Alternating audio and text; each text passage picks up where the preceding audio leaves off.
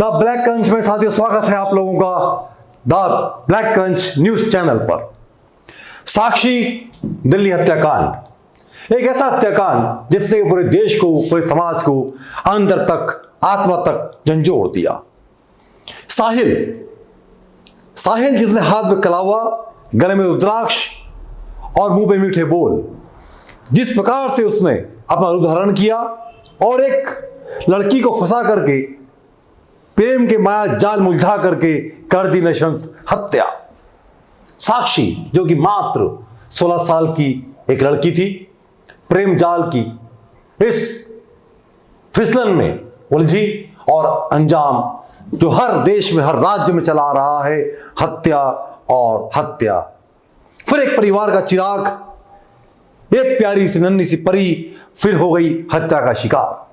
साहिल ने जिस प्रकार से उस बच्चे की हत्या करी, पूरा देश दहल गया। लेकिन विषय सोचने का अवसर यह रहा, जिस जगह उसकी हत्या हुई, क्या सिर्फ साहिल ने साक्षी हत्या करी?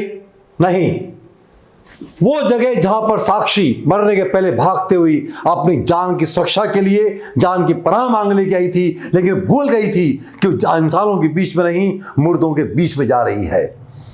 लोग चाहते, अगर वहां जिंदा लोग अगर होते तो निश्चित तौर पर साक्षी को बचाया जा सकता था। एक साहिल अकेला था जो साक्षी पर अंधाधुंध वार पे वार किए जा रहा था और उसके बाद भी उसका दिल नहीं भरा तो उसने पत्थरों से साक्षी को कुचल दिया।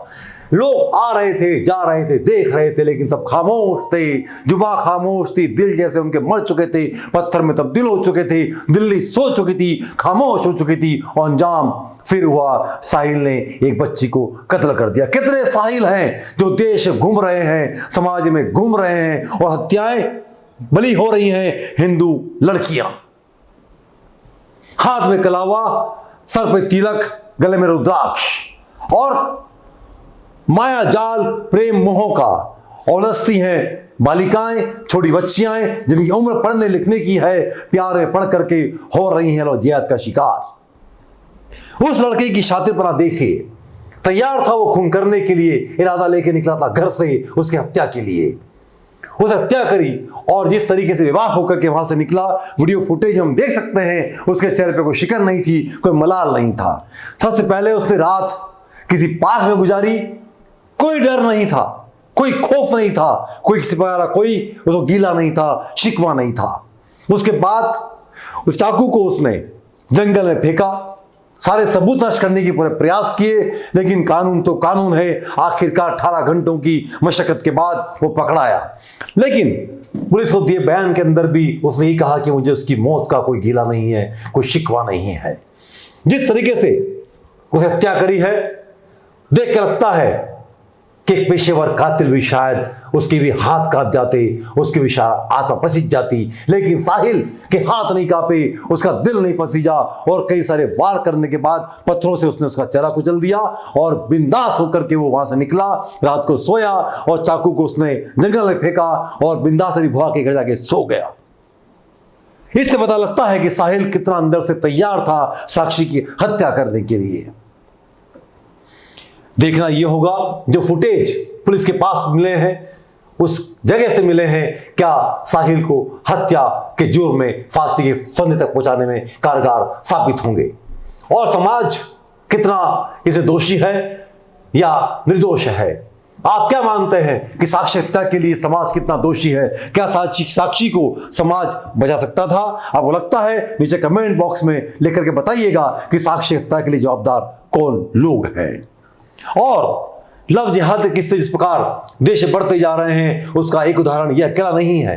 उत्तराखंड में चले जाएं, आप यूपी में देख लें, पुणे में देख लें, महाराष्ट्र में देखें, हर जगह, हर दिन, हर रोज, दिन प दिन हर 2-3 केस हर राज्य में घटित हो रहे हैं। पुणे में 4 साल के बाद एक सनसनीखेज खुलासा, 4 साल से एक बालिका घर से गायब थी, जिससे कि एक जावेद नाम के गुंडे ने घर से, जब वो स्कूल से एग्जाम देके निकल रही थी, उसे अगवा किया और पुलिस में रिपोर्ट लिखाई गई घर वालों के द्वारा। लेकिन 4 साल से पुलिस ढूंढने में नाकामयाब थी। उसके भाई ने दोस्तों की मदद से उस लड़की को 4 साल बाद घर में एक जावेद नाम के शख्स के घर से बुरके में बरामद किया।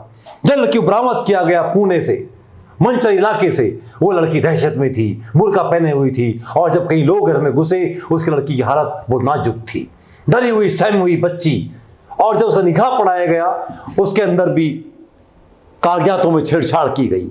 एक गुना लड़की को भगाने का, निकाह करने का, उसके संग दुर्व्यवहार करने का, उसका शील भंग करने का, और साथ में कागजात में हेराफेरी करके उसकी उम्र को बढ़ा करके उसे बालिग दिखा करके शादी करने का। कई सारे गुनाह एक साथ। क्या होगा और क्या सजा होगी जावेद को?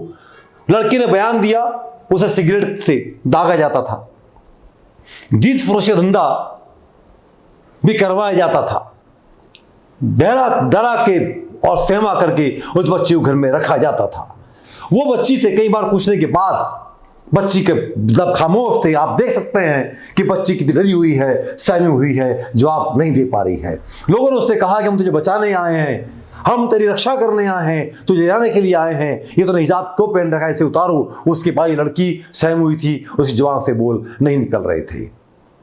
किस प्रकार का एक माहौल निर्माण हुआ है, और जावेद नाम का शख्स जो गिरफ्तार हुआ है, क्या उसे इस सजा की क्या सजा कानून देगा, क्या सजा उसे कानून मिलेगी? लेकिन इस बच्ची के साथ में 4 साल तक इतना क्रूर व्यवहार हुआ, उसकी आत्मा कहां तक कचोट रही होगी, उस पर क्या क्या बीती होगी, यह आने वाले समय में उस लड़की के बयान के बाद पता लगेगा।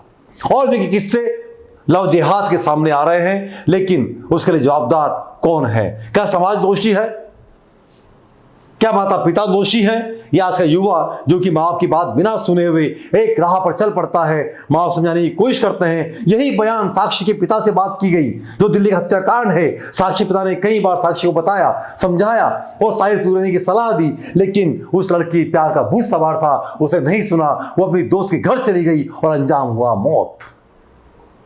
ऐसे कई सारे किस्से समाज सामने आ रहे हैं, और समाज की ये बर्बरता, ये दुर्दशा कि खामोश रहा, बच्ची मर गई, तड़प गई, लेकिन समाज की जुबान से एक लफ्ज नहीं निकला। हम कैंडल निकाल करके आगे निकल जाएंगे, लेकिन क्या बच्चे को इंसाफ मिल पाएगा? सोचना समाज को है, बढ़ना समाज को है, और रक्षा करनी समाज को है।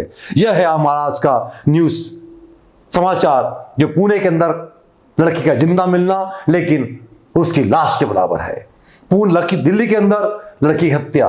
एक और न्यूज यही है जिसके अंदर की एक स्टूडियो के अंदर, यश स्टूडियो के नाम से एक फिल्म एक्टिंग स्कूल चलाया जाता था, उसके बारे में पूरी जानकारी मैं कल दूंगा आपको अपने न्यूज चैनल के ऊपर। आप बने रहिए मेरे साथ द ब्लैक क्रंच पर।